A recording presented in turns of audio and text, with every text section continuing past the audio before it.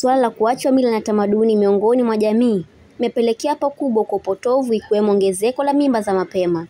Zamani hakukuwa na mtu ambaye anaitwa yatima katika jamii ya watu wa Pwani. Sijui kama hiyo mnaelewa, kwa sababu mtoto alikuwa ni wa jamii.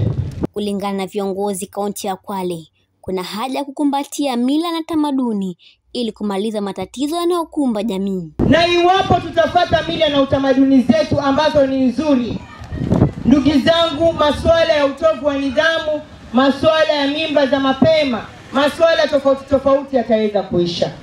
Na mimi tu niwaombe ya kwamba wazee wetu muzidi kutushika mkono kwa masuala ya mila na utamaduni. Zamani hakukuwa na mimba za mapema kwa sababu nidhamu ilikuwa imezagaa. Kila familia ilikuwa inaongozwa na maadili ya heshima, na ya jamii nzima ilikuwa ikijihusisha kuona kwamba vijana wanakuwa katika maisha ambayo ni ya faida kwa jamii nzima. Wazee wa kaya kaunti ya Kwale wanatakiwa kutumia mila na tamaduni za Kiafrika ili kupambana na changamoto za mimba za mapema na ukosefu wa nidhamu miongoni mwa vijana.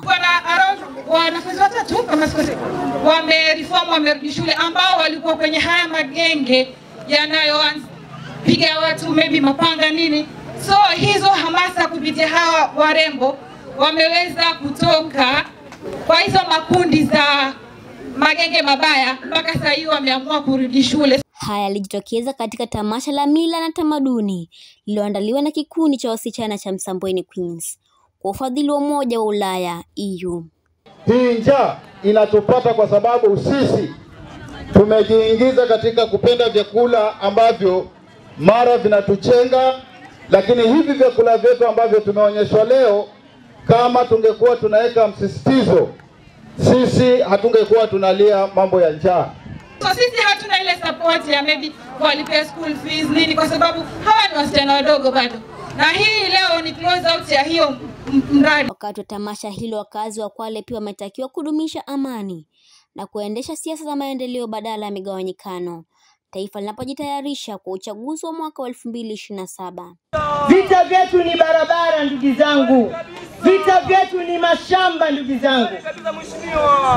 Na kwa maana hiyo tusikosane wenyewe kwa wenyewe. Tuwekeni amani kama wanavyozungumza wasichana wetu wa Msambweni Queens. Endapo mila na tamaduni zitatekelezwa kwa njia sahihi, zitachangia pakubwa katika kukabiliana na changamoto nyingi zinazokumba jamii. Nikiripotia Constance Digital TV kutoka eneo bunge la Msambweni, mimi ni Faith Muteti.